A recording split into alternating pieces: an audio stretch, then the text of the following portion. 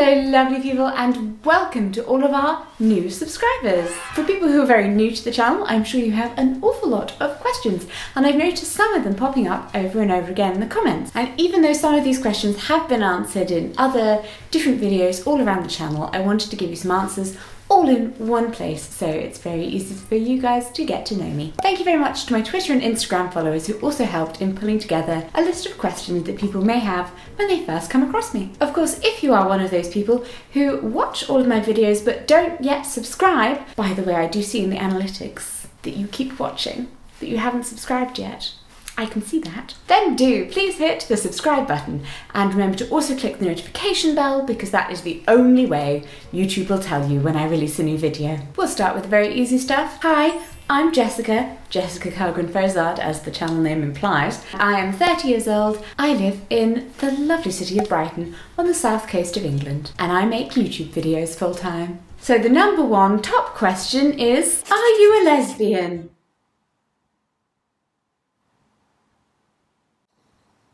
Yes, I am a lesbian, and I am indeed married to a woman. My wife's name is Claudia. She's a dentist. She's half Malaysian. She's fabulous. She's so gorgeous. And you'll see her in an awful lot of my videos because we are those kind of soulmates stuck together like glue. We've been together for 5 years now, and it's almost our 3rd wedding anniversary, which is so special.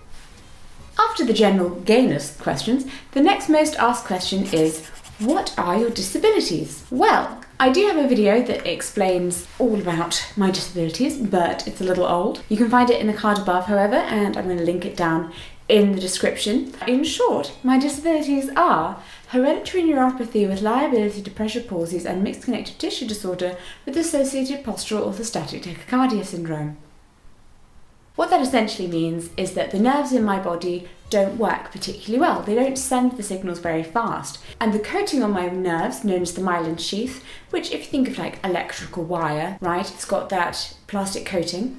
Mine has holes in it, which means that you can very easily damage the nerves that are underneath. This can lead to paralysis short term. I've paralysed both of my arms for 1.5 years before. That was fun. I also paralyse my feet occasionally. Then we come to the mixed connective tissue part. Connective tissue is pretty much everything in your body that's not big fat muscle. It also includes your organs, your tendons, the ligaments, the stuff that holds you together. On me, it's too loose, so I tend to sublux or dislocate my joints. Like I can just pop things in and out. Like that's quite an easy one to show you. But basically all my joints do that. So sometimes I dislocated my jaw.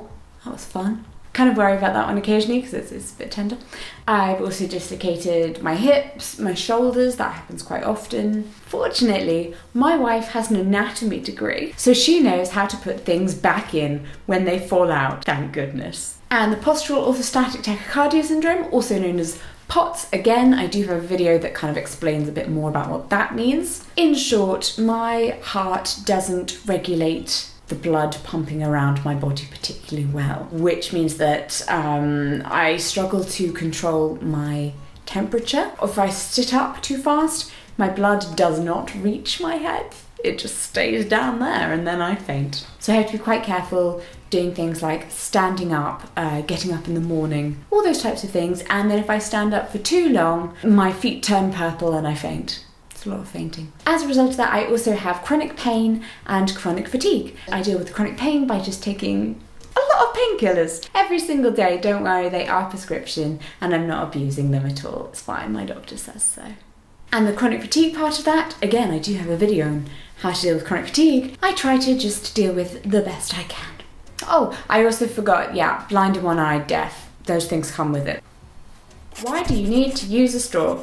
Fair question. So, for those of you who don't know, I made a video about why banning plastic straws is actually harmful for disabled people. A lot of people don't agree with that because they think genocide is cool. Ha! No! That's a joke. Oh my god, please realise that that's a joke. I am not equating people who love the environment to genocidal maniacs. It's a joke. It's a joke, people. People on their Instagram don't understand the joke and they send me harmful messages, but it's fine. It's fine. The gist of the matter is, many disabled people need straws to drink from, and the alternatives to plastic straws, which are supposedly more ecological, don't necessarily work for people with all different types of disabilities. So my thinking on it is just have everything available, you know? Not everyone has to use a plastic straw, but some people do. Best to have them available then, in case those people do need to use them. But why do I personally need to use straws? That's a question that's actually asked quite a lot. People tend to watch that video and go, but you seem fine. My favourite comment is always, but she's just deaf. Why does she need straws if she's just deaf? Just deaf? Why do you think my deafness is why I need to use straws? Like, that's so random.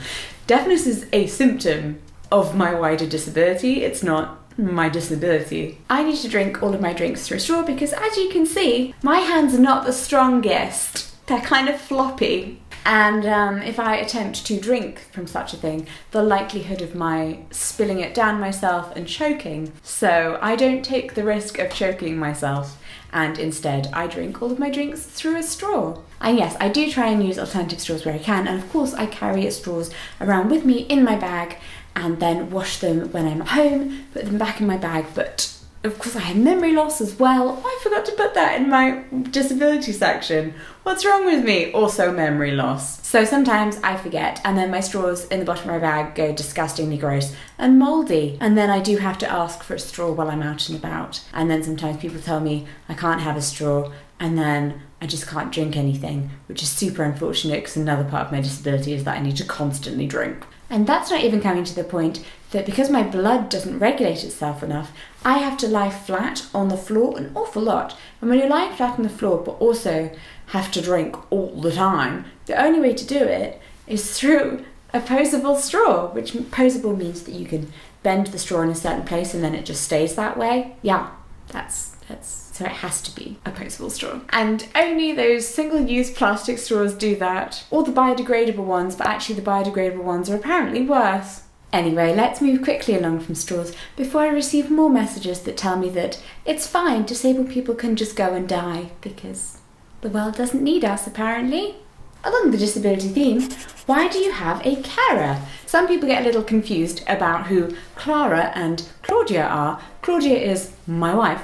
Clara is my carer. She is the girl with multicoloured hair. Probably in every single video that you see her in, if you watch them in a strange order, she'll have different coloured hair. So Clara works with me on various YouTubey things, but she's also my personal carer. And that means that she helps me with day-to-day life stuff, which can include things like making food for me or helping me to have a bath. All these kinds of things. And yes, while shockingly I may not look disabled, I am actually at the level of disability where I need another human in order to properly function. So yeah, appearances are deceiving, people. Don't let the red lipstick throw you off. Are you always this happy? Yeah, actually. I'm one of those super happy, super optimistic people, probably slightly annoying sometimes for some people. So yes, I generally am a very happy little soul. Admittedly, some days it is more of an active choice than others. Some days I really have to work at being happy. I'm the type of person where if I'm sad, I'm going to choose to watch a happy film that will make me feel much happier rather than a sad film. I don't tend to do the Bridget Jones classic thing of sitting on the sofa and eating ice cream. Maintaining a really happy and positive environment around me is very important for me. I think it's pretty vital when you have to deal with a lot of other stuff, a lot of medical things, and hey, who knows, you may be rushed to A&E at any moment. It's nice to have a happy, positive environment around yourself. Because you know what? I'm here and I have to cope with a lot, so I might as well just make the best of it. But also I think it is just my personality. I am just one of those people who wants to spread love and joy and kindness through the world. I know that can be really annoying sometimes, but I can't help it. I really can't. How do you deal when you're feeling down? The Sims 4, obviously also my wife. She never lets me feel down for very long. We would just dance around the kitchen, enjoy each other and our blissful love. I married my best friend and it's going incredibly well so far. Then of course we have my beautiful dogs. They are adorable. They have their own Instagram account. You can follow them. There's one of them sleeping on my foot right now. She's adorable. And if I'm feeling really down, I'll just go and put on an incredibly pretty dress, because who doesn't get happy looking at a pretty dress? Alright, back to hearing loss. Are you profoundly deaf? No, I'm not. Deaf does not always mean complete hearing loss. It doesn't necessarily have to mean you cannot hear anything at all. When I'm wearing my hearing aids, I can vaguely get every third word that someone is saying. And then the second word is much harder, and then the third word is just gone. Without my hearing aids, I'm liable to get hit by a truck because I'm not going to hear that coming, even if it's beeping. And also, I only started to go deaf at 15, so I could hear before then, and that means that I kind of have like a bank of words. Why are you deaf? Great question. It's actually currently believed by my doctors that the reason I'm deaf is because I've actually had really horrific migraines for the last 14 years, and at some point it took out my ability to hear. The part of my brain that is supposed to be able to hear doesn't hear very well because of migraines. It's great, it's not at all worrying that I continue to have migraines. It's fine. It's fine. It's fine. And that follows on to one of the most commonly asked questions that I get. How do you understand the person who is sitting next to you? Often when I film collab videos with someone that I don't know particularly well, so someone that's not Claudia, I'll actually have a sign language interpreter off screen. And we might not reference them in the video itself, or you probably won't see a shot of them. You'll just see my eyes like wandering off, and it may look just like I'm kind of looking in the viewfinder, but actually no, I'm staring at a human being signing, telling me what on earth the person sitting next to me is saying. As I said earlier, I do hear kind of, not great, every third word a person says, and then I lip read very well, so I'll be using those cues, and I'll also sometimes set up a monitor if I don't have a sign language interpreter available. This is what I tend to do more with Claudia, is that a monitor, a mirror, or a viewfinder, I'll be able to see what she's doing and lip read her that way.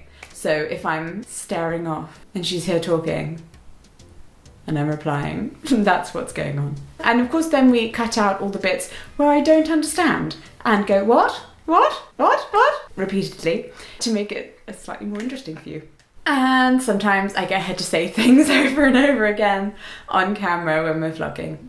And she's like, but it looks great. Again, I do actually have a video that is on this very subject, which you can watch, again, probably in a card or in the link in the description. And I have a video about how I edit as well. This question is surprisingly common, but I don't actually understand what this question means. So, can you hear your own thoughts? Can anyone? Do we actually think thoughts as someone speaking in our head, in our own voices, or do we just have the thoughts? I have thoughts. This baffles me every time someone asks. If you have an answer, please leave it in the comments. Why don't you sign in your videos anymore?